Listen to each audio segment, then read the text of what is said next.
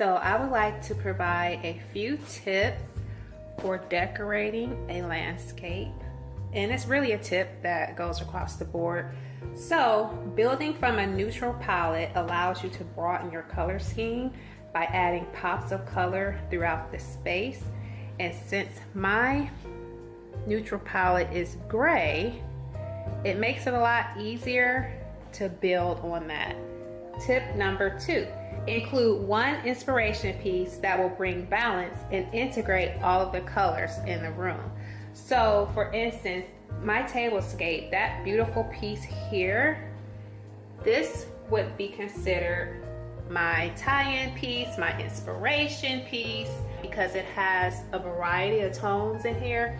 And so I can build out from that one piece and coordinate around it and just pull from, you know, whichever tones that I would like, whether it's a deep cranberry or a soft tone of the cranberry or gold or even a silver, because we have white. White plays well off of silver, as you can see.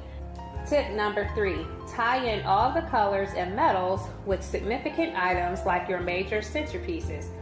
For example, these pumpkins and the pineapple, I made it a point to add a solid gold accessory to streamline all of the gold moments.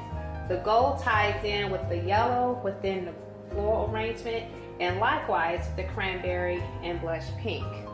So subconsciously, all of the gold kind of ties in because you look at this and you don't realize your eyes are picking up everything here.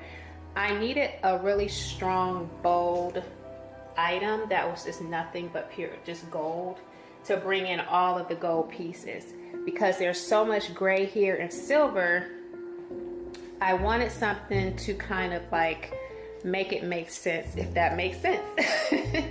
So yeah, I guess if I was to pull this away, if you would imagine this table without that strong, bold pineapple there, the gold would seem out of place just a little bit. And so that pineapple there just kind of ties it all together, in my opinion. So tip number 4, mix metals, which is something that is one of my favorites. Mixing gold and silver, and it could be rose gold as well, but in this case, I use gold and silver. They reflect magnificently off of one another. Create some contrast between them by layering in a pattern, as you see with this silver placemat and the table runner.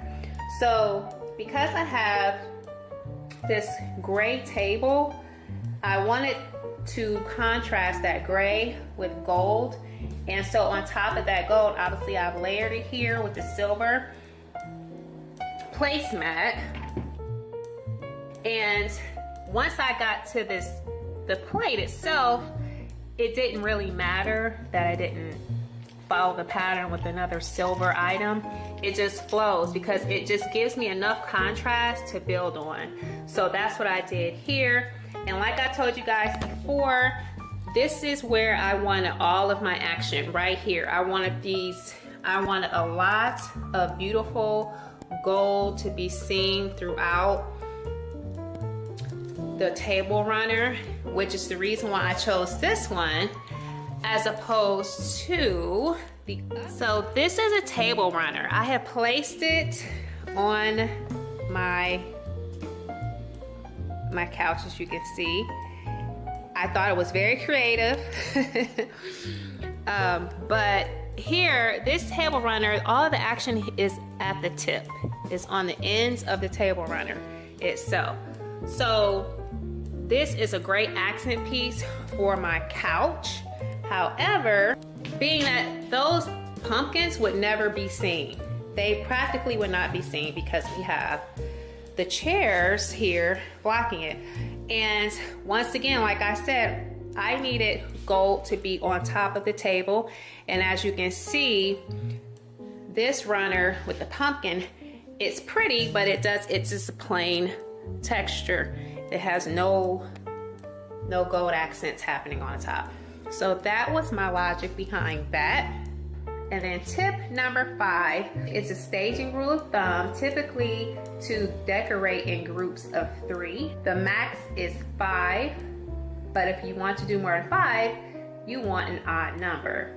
Here, I have broken that rule and done it my way because I just could not leave this space here empty where the pineapple is. So if I take this off and I do that, it still looks good, but in my opinion, it's just missing something. So I had to add this. I elevated it with this little mirrored platform. And if you guys haven't seen my haul video, I will link it above for you to click on and see where I got all these pieces from. And then there's that. So I broke the rule, but I think it looks good. What do you guys think? Would you prefer just 3 or do you like the 4? I decided on something tiny as to not overwhelm the moment here. So yeah, there's that. Lesson of the day: do whatever happies you up. It's your space. Remember that it is your space. Do whatever happies you up, and this definitely happies me up. I love walking in this room and seeing how beautiful this tablescape is. It's simple, it's clean, but it's gorgeous. It pops all at the same time.